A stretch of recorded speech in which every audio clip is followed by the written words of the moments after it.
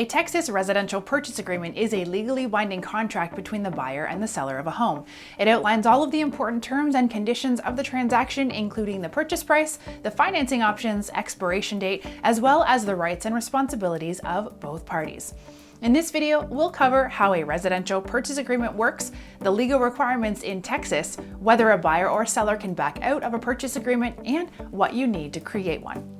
We're eForms, the biggest online database for legal documents. Stick around and we'll tell you where you can find an official residential purchase agreement specific to Texas. First, let's review how does a residential purchase agreement exactly work. The residential purchase agreement initially acts as a written offer from a prospective buyer to the seller of a house. It states how much the buyer is willing to pay for it, how it will be financed, what contingencies must be met before closing the deal, and more. It may take some negotiation between the buyer and the seller to agree on all parts of the contract. Once an agreement is met, both parties sign the document, making it legally bound. So, what are the legal requirements in Texas? Texas law states that for any single dwelling property, the seller must disclose all known material defects to the buyer before or on the day of signing. However, for multi-dwelling residential buildings, the law does not require the seller to make such disclosures.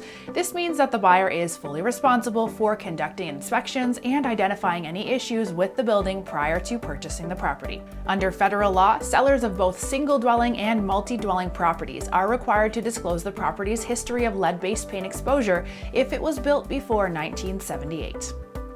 After the contract is signed, the buyer and seller may change their mind about the transaction. Can a buyer or seller back out of the purchase agreement in Texas? The answer is yes, and there are several cases that allow it in Texas. The agreement includes an option period. Texas allows a real estate option period during which the buyer is allowed to terminate the contract for any reason. The length of the option period, which typically ranges from 1 to 10 days, must be agreed upon by both parties and written into the agreement. Contingencies are not met. Contingencies are clauses in the contract that dictate what conditions must be satisfied for the contract to stay valid. This could range from the buyer obtaining financing to the seller providing property repairs. If any contingency is not met, the buyer is legally allowed to terminate the contract by filling out and serving a notice of buyer's termination of contract to the seller or their agent. The seller may also back out of the contract if the buyer fails to meet a contingency. Contingencies are met, but the buyer still wants to terminate the agreement outside of the option period. In this case, the termination becomes a little more complicated. The buyer can still back out of the contract even after contingencies have been met, but if it's without any legal reason, they will likely forfeit their earnest money deposit to the seller. Now that we know more about how a residential purchase agreement works and what is legally required, here are some things that you should do to make sure the process goes soundly. Include a mortgage pre-approval letter.